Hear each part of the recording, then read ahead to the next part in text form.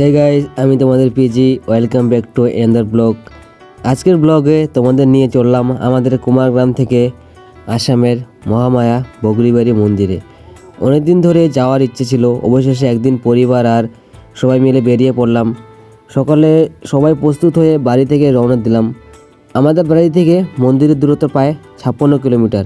পথটা একটু লম্বা হলেও সবার মুখে আনন্দ ছিল, কারণ আমরা সবাই একসঙ্গে ঘুরতে যাচ্ছিলাম।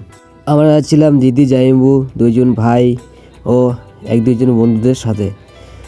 সবাই মিলে গল্প করতে করতে যাত্রা শুরু করলাম। বাড়ি থেকে বেরোনোর পর রাস্তার দুই পাশে অনেক সুন্দর দৃশ্য দেখতে দেখতে এগিয়ে যাচ্ছিলাম। পথে অনেক মানুষ, ছোট বাজার আর ব্যস্ত রাস্তা চোখে পড়ছিল। কিছুক্ষণ পর আমরা আসাম বর্ডারে ঢুকে পড়লাম। সেই মুহূর্তটা সত্যিই অন্যরকম অনুভূতি ছিল।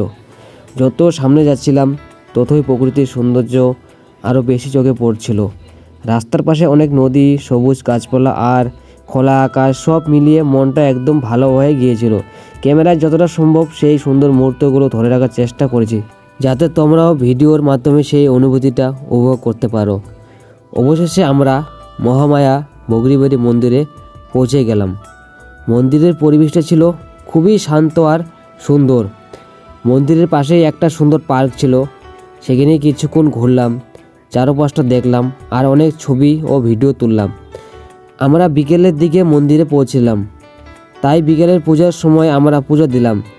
পূজা দেওয়ার পর একটা ঘটনা আমাদের কাছে আজও খুব বিশেষ হয়ে আছে। কেন বলো তো? সাধারণত সেই সময় ভোগের প্রসাদ সবাই পায় না। আমরাও ভেবেছিলাম হয়তো আমরা প্রসাদ পাবো না, কিন্তু ভাগ্য কর্মে একজন খুব ভালো মানুষ তার পাওয়া ভোগের প্রসাদ আমাদের সঙ্গে ভাগ করে নিলেন। সেই মুহূর্তটা আমাদের সবার খুব ভালো লেগেছিল।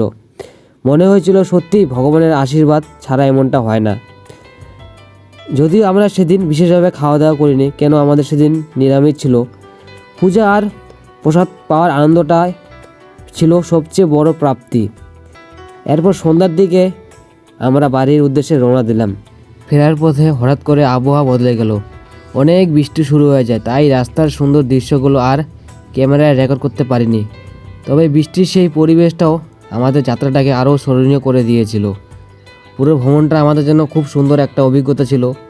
সবার সঙ্গে কাটানো, বন্ধুদের সঙ্গে আড্ডা, মন্দিরে পূজা দেওয়া, একসাথে সবাই মিলে ভোগের প্রসাদ পাওয়া, সব মিলিয়ে দিনটা সত্যি মনে রাখার মতন।